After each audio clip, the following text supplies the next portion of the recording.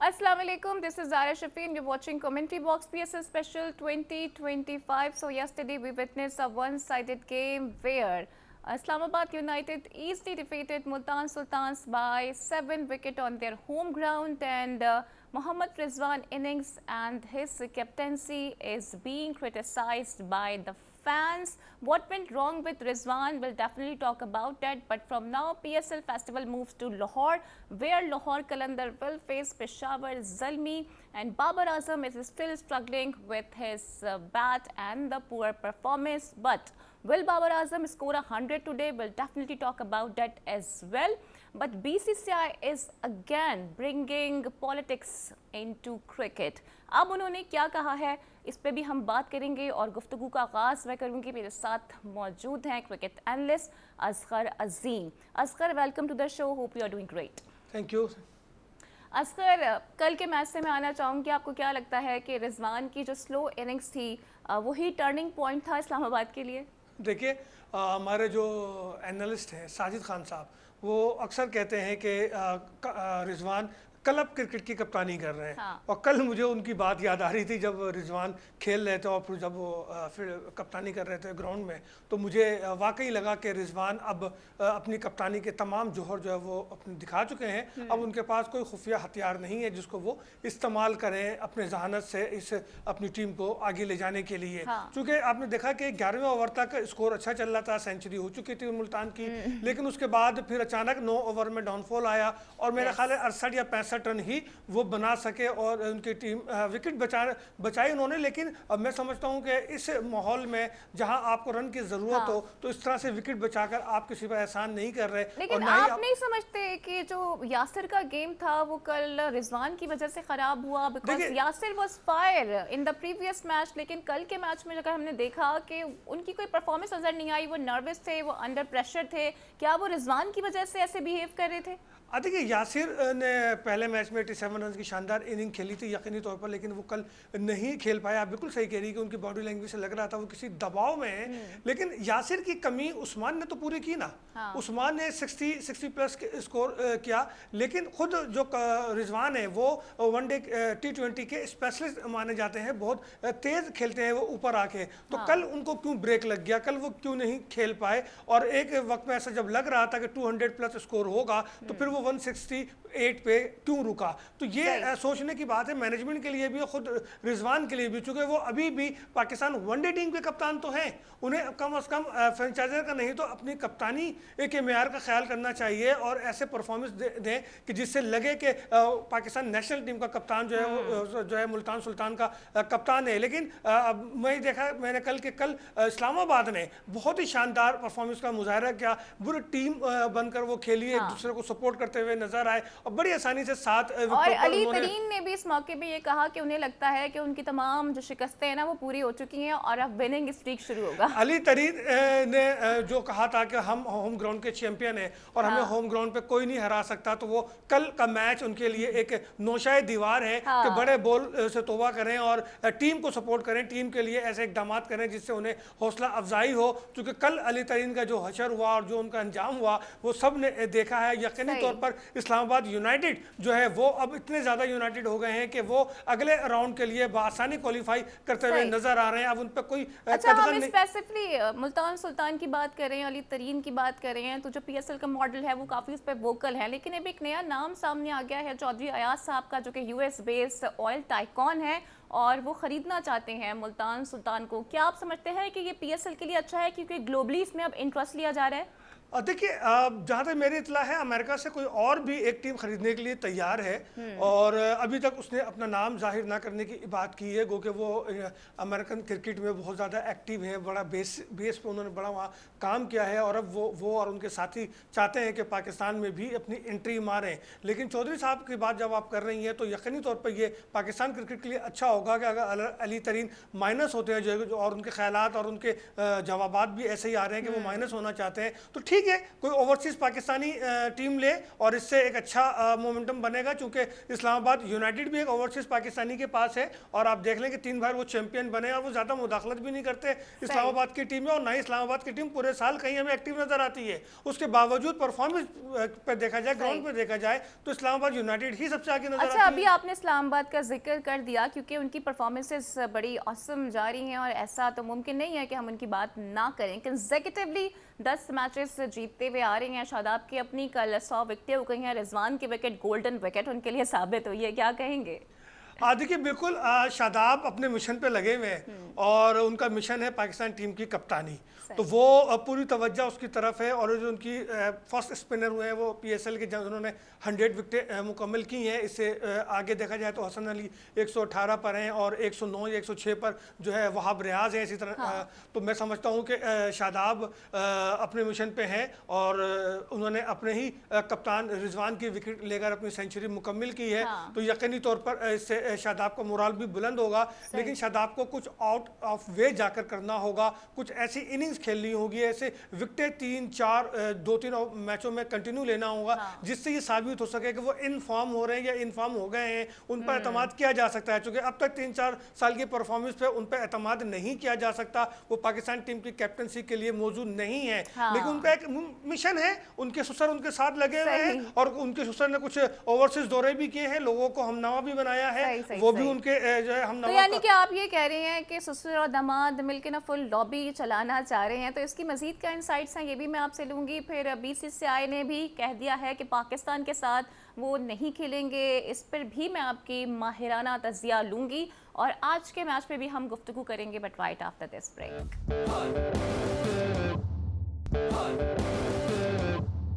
Welcome back जनाब। तो PSL का मेला अब लाहौर में सजने जा रहा है। फैंस बहुत ज़्यादा एक्साइटेड हैं। By the way, Lahore Qalandars ने अभी तक 3 मैचेस खेले हैं और 2 जीते हैं और पेशावर ज़ल्मी ने भी सिर्फ 1 ही मैच जीता है। तो बाबर की परफॉर्मेंस पर एक बार फिर आज सबकी नज़रें होंगी। लाहौर चलते हैं, हमारे कॉरेस्पॉन्डेंट इमरान लतीफ़ से जान लेते हैं कि वहाँ ओवरऑल क्या सिचुएशन और क्या प्रेपरेशंस हैं। जी, ओवर टू यू इमरान, क्या मनाजिर आप देख रहे हैं? फैंस कितने ज़्यादा ऑप्टिमिस्टिक हैं? बाबर को कितना सपोर्ट कर रहे हैं?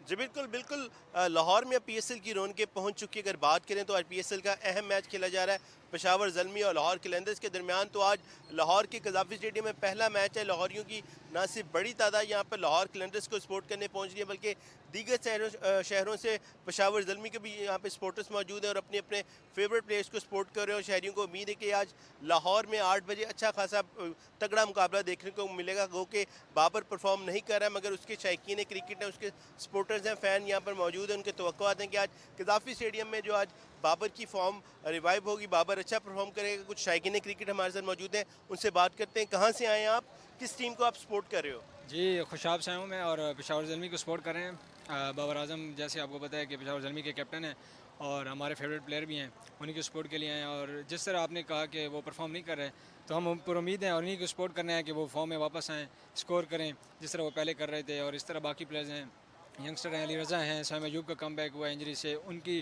फॉर्म वापस आने के लिए भी पूरी उम्मीद है। तो पेशावर ज़ल्मी को सपोर्ट कर रहे हैं। लाहौर कलंदर्स के खिलाड़ी भी अच्छा परफॉर्म कर रहे हैं, खासतौर पे अगर फ़खर की बैटिंग भी अच्छी जा रहे हैं, साइम बिलिंग अच्छा जा रहे हैं, तो क्या लग रहा है कि आज कैसा मुकाबला देखने को मिलेगा? जी, दोनों तगड़ी टीमें हैं और इंशाल्लाह बहुत पूरी उम्मीद है कि अच्छा मुकाबला होगा इंशाल्लाह। आप कहाँ से आए और किस टीम को आप सपोर्ट कर रहे हैं? अस्सलाम वालेकुम, मेरा ताल्लुक सरगोदा से है। मैं पेशावर ज़ल्मी को सपोर्ट करने आया हूँ। कौन सा प्लेयर आज लग रहा है आज अच्छा परफॉर्म करेगा? इंशाल्लाह हमारी उम्मीदें हैं पेशावर ज़ल्मी के दोनों ओपनर कमाल खेलेंगे।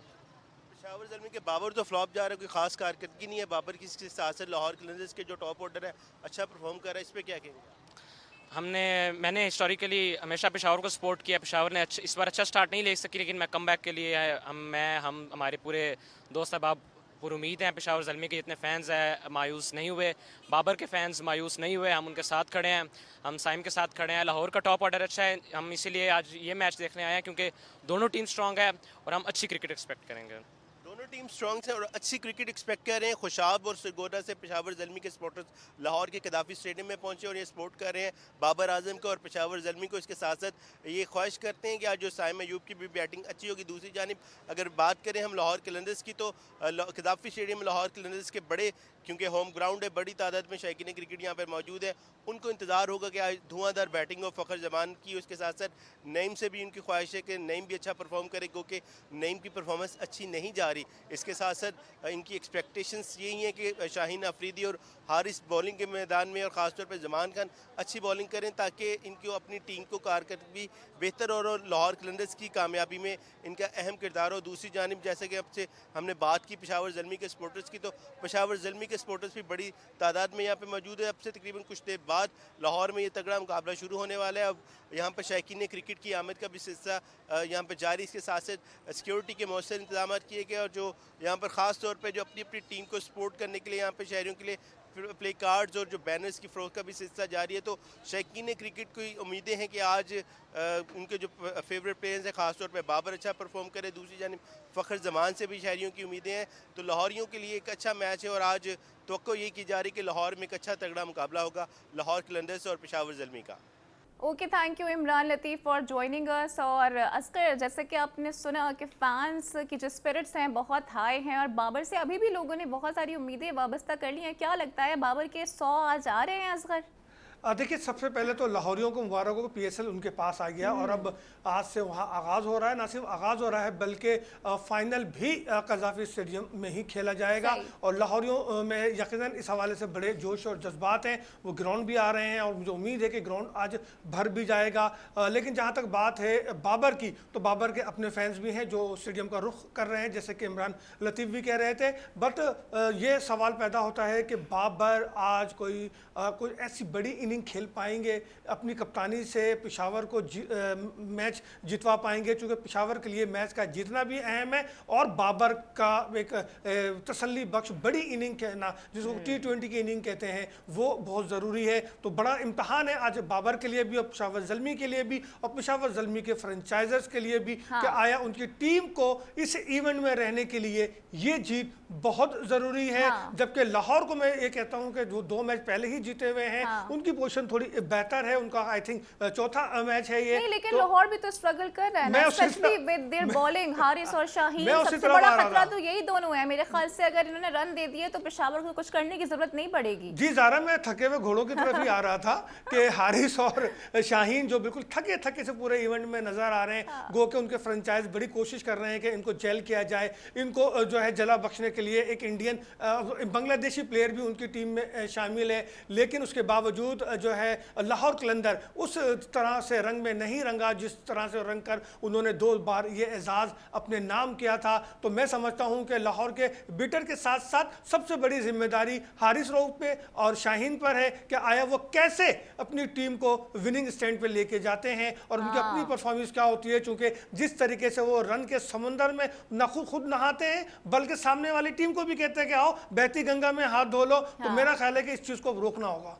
लेट्स सी, देखते हैं कैसे रोक पाते हैं। वैसे एक तरीका तो ये भी है कि एक आध मैच में रेस्ट दे दिया जाए, लेकिन ये होता हुआ हमें ज़रा कम नजर आ रहा है। तो पेशावर चलते हैं, खालिदुर रहमान से जान लेते हैं कि आज के मैच के लिए वहाँ के फैंस कितने ज़्यादा ऑप्टिमिस्टिक हैं और अपने पसंदीदा प्लेयर से आज क्या तवक्कात उन्होंने वाबस्ता कर ली हैं। खालिदुर रहमान, ओवर टू यू। मुझे ये बताइएगा कि फैंस कितने ज़्यादा ऑप्टिमिस्टिक हैं और किस प्लेयर से बाबर के अलावा भी उम्मीदें बांध ली हैं।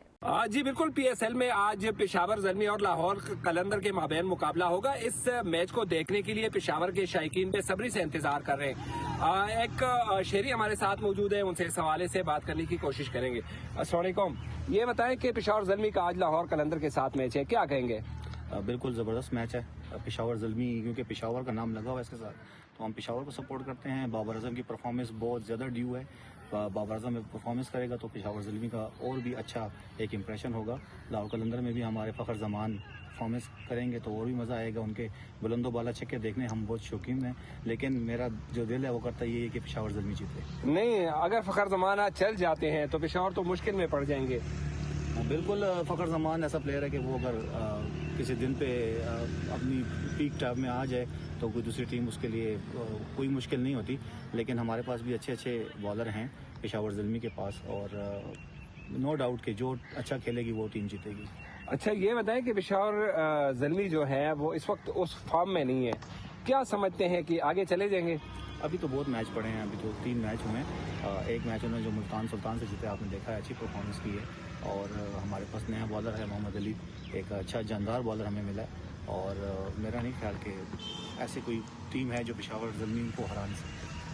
जी बिल्कुल, इनकी बातें आपने सुनी, पुरुमीद हैं, और इनका यही कहना है कि पेशावर ज़ल्मी ने कुछ खास कारकर्दगी इस बार नहीं दिखाई, लेकिन इसके बावजूद ये पुरुमीद है और इनका यही कहना है कि अगले मैचेस में पेशावर ज़ल्मी बेहतरीन खेल का मुजाहरा करेगी।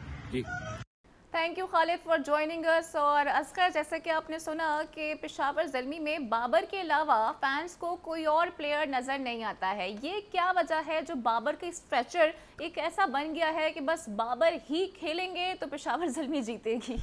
देखिए, ये बाबर के शहर में मुब्तला हैं और मैं समझता हूँ कि इनको इससे अब बाहर आना चाहिए।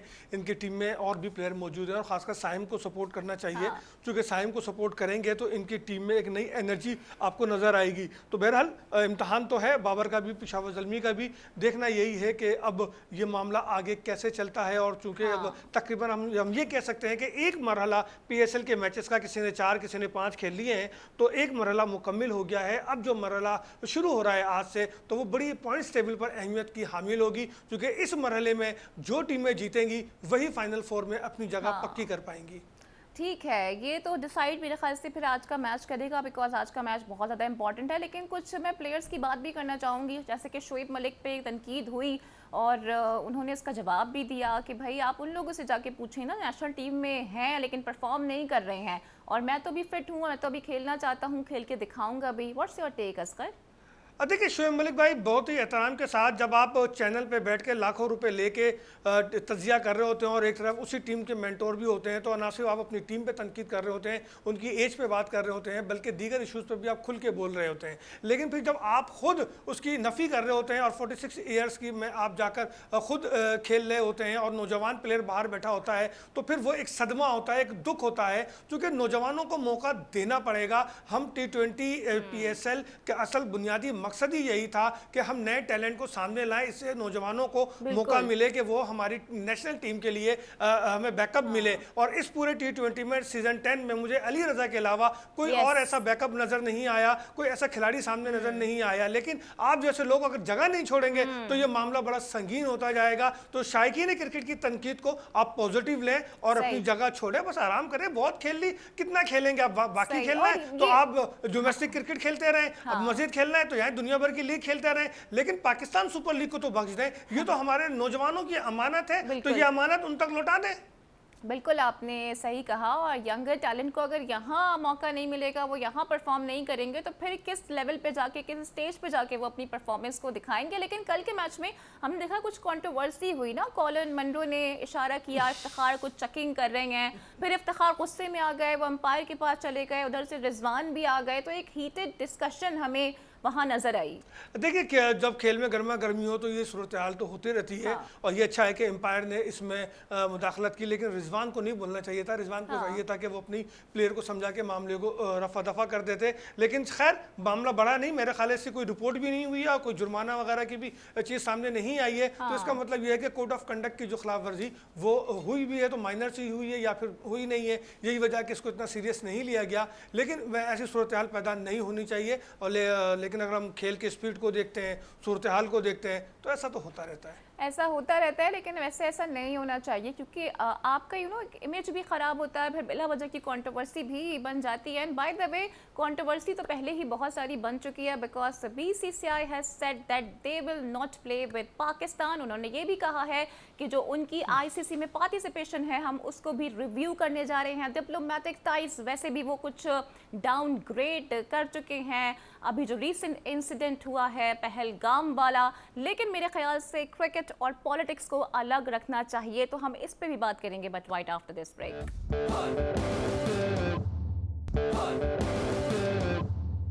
तो वेलकम बैक जनाब। भारत का खेल से खिलवाड़ जारी है और पॉलिटिकल रिलेशंस तो ख़राब रहते हैं दोनों कंट्रीज़ के दरमियान, और उसको बेहतर करने की पाकिस्तान तो हमेशा कोशिश करता है, लेकिन भारत इसका जवाब पॉजिटिव वे में नहीं देता है। अलबत्ता खेल से खिलवाड़ ज़रूर करता है। तो असगर, अभी जिस तरह से रिसेंट बयान सामने आ गया है फ्रॉम BCCI, आप नहीं समझते कि स्पोर्ट्समैनशिप पॉइंट ऑफ व्यू की धज्जियाँ उड़ा के रख दी हैं भारत ने? देखिए, ये तो भारत हमेशा ही करता है, और अगर सामने पाकिस्तान हो तो फिर तो ये भारत इसको अपना फ़र्ज समझता है। वो उसकी नज़र में खेल, अमन, मोहब्बत, दोस्ती, पड़ोसी ये कोई मायने नहीं रखती। वो एक ज़िद्दी किस्म का बोर्ड है और अपने हुकूमत के कंधे पे चल रहा होता है, और हुकूमत ही की बात को वो आगे लेके जाता है। गो के वो कहते हैं कि उनका बोर्ड इंडिपेंडेंट है, उनका चेयरमैन, उनका सदर इंडिपेंडेंट है, वो लोग इलेक्ट होके आते हैं। मेरा ख्याल है कि उनकी उनकी जो इलेक्शन है वो सिलेक्शन के पीछे छुपी हुई है, और जब भी इंडिया में मामला ख़राब होते हैं तो वो अपनी हुकूमत के पीछे छुपते हैं। और इस वक्त जो छुपने का अमल है उसको हम ज़रा वसी पैमाने पर अगर हम देखें तो उसकी बहुत सारी वजूहात सामने आती हैं। सबसे बड़ी वजह तो ये है कि चूँकि अब ICC के इवेंट जो है वो इंडिया में होने हैं, वो वुमेन वर्ल्ड कप हो या T20 men's ODI men's world cup हो, वो इंडिया में उसको होना है। और पाकिस्तान ने हाइबर मॉडल के तहत या फ्यूजन मॉडल के तहत इंडिया में नहीं बल्कि UAE या श्रीलंका में खेलना है। तो मेरा ख्याल है कि अब इंडिया ने इस मौके से फायदा इख्तियार कर रहे हैं। जी, इस मौके से फायदा उठाते हुए एक छुपने का रास्ता और राह फरार का रास्ता इन्होंने अख्तियार किया है, और दबाव डालने के लिए पाकिस्तान पे एक हरबा इस्तेमाल किया है कि जी वो ICC इवेंट को रिव्यू करेंगे और वो पाकिस्तान के खिलाफ किसी भी किस्म की क्रिकेट नहीं खेलेंगे। तो भाई ना खेलें, हमें तो कोई फर्क नहीं पड़ रहा। आप नहीं खेलते या आपका मसला है, आप नहीं खेलते या आपकी मर्जी है, आप अपनी हुकूमत के पीछे छुपते हैं या आप छुपे। आपने हमेशा बुज़दिलाना फैसले किए, एक बार फिर आप बुज़दिलाना फैसला करने जा रहे हैं तो करें, लेकिन हमारी क्रिकेट को इंडिया की ज़रूरत नहीं है। इंडिया की मार्केटिंग को पाकिस्तान की ज़रूरत है। अगर इंडिया क्रिकेट अपनी मार्केट बनाना चाहता है तो उसे पाकिस्तान की ज़रूरत है, इंटरनेशनल में भी और ICC को भी है। तो ये सोचना ICC का काम है, ये सोचना अब इंडिया का काम है। पाकिस्तान जेल होके बैठे। ठीक है असगर, लेकिन मैं ये देख रही हूँ सोशल मीडिया पर कि भारत के वो प्लेयर्स भी जिनको कोई जानता नहीं, जो कि एग्जिस्ट ही नहीं करते ना कहीं पर भी, नेशनल टीम में भी उनको मौका नहीं मिलता, तो वो भी आके सजेशंस दे रहे हैं कि BCCI को चाहिए कि ये कर दें और वो कर दें और पाकिस्तान के अगेंस्ट बिल्कुल ना खेलें। मतलब भाई पॉलिटिक्स को आप अलग क्यों नहीं रखते हैं? क्या मसला है कि हमेशा आप पॉलिटिक्स को क्रिकेट के अंदर लेकर आ जाते हैं? देखिए, इसमें भी मैं ये कहूँगा कि अब चूंकि भी पर निकल आए, और जब उनके पर निकल आते हैं तो फिर बड़ी जल्दी वो जवाल का शिकार होते हैं।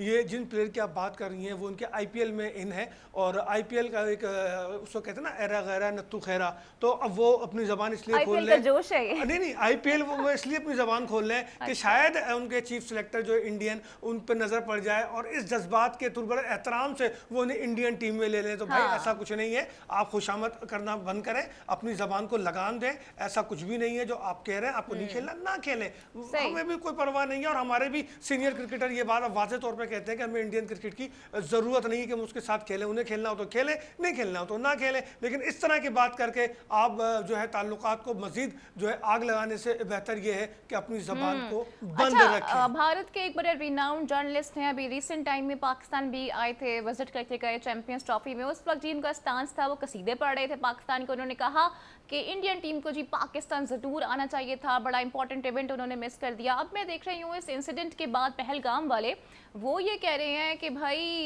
ये तो अजीब है क्योंकि पाकिस्तान दोस्ती की बात करता है और फिर पीठ में छुरा घूम देता है। देखिए, उनके लिए मैं सिर्फ यही कहूँगा, मेरे बड़े अच्छे दोस्त हैं, बड़ा दिल से मैं एहतराम करता हूँ, लेकिन सिर्फ यही कहूँगा कि वो मौका महल देखकर बाद अपने बयानियाँ चेंज करते रहते हैं।